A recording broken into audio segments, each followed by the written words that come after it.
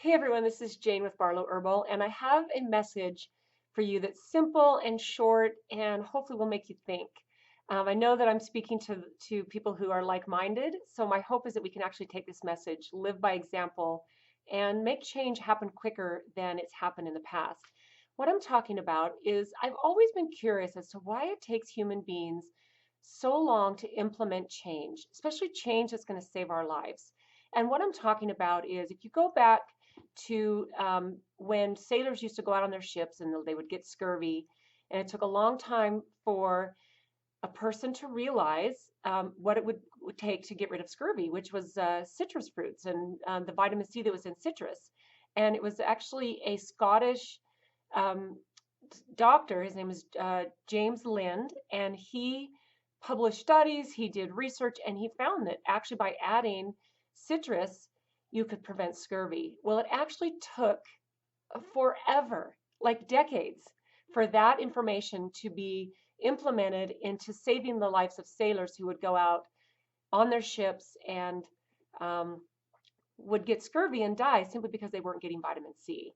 So that's just one little example. And then go back into a little bit past that. There was a physician named Dr. Semmelweis, who was a Hungarian physician, and he discovered that if physicians would wash their hands before they went in to help a woman give birth, they could actually take the mortality rate of the moms down to 1%. And at that time, it was 10 to 35% of women were dying in childbirth from infections that were caused by um, dirty hands on the doctors. And what happened with this doctor, Semmelweis, is he was ridiculed and he ended up being thrown into an asylum, beat by guards, and 14 days later, after he was committed to this asylum, he died because he was ridiculed and thought that he was a crazy man. And then it was actually Louis Pasteur who continued the work, and um, it was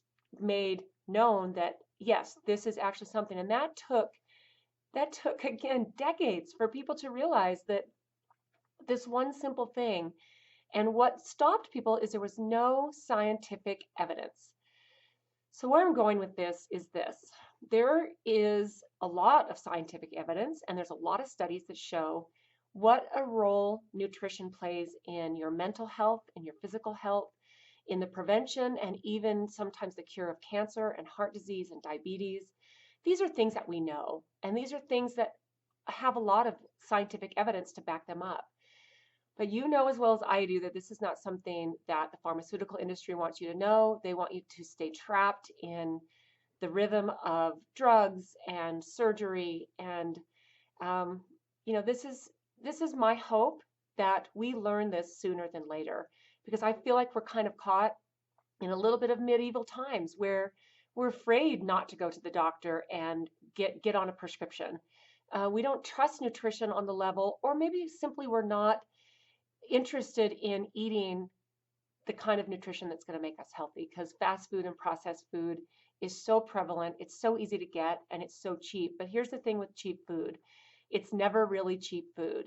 Cheap food, you'll pay for it at some point or another. You might pay for it in medical bills and hospital bills and your lack of, maybe you might lose a job because you're having such horrible health problems. I mean, you pay. Cheap food is not cheap food. There is someone pays for that, and it's usually the person who eats and consumes the cheap food. So I know with most of you, I'm preaching to the choir. So the thing is to maybe notch it up a bit, be an example for your family, for your communities, and realize it's okay to step outside the crowd, and do things that not everybody's doing.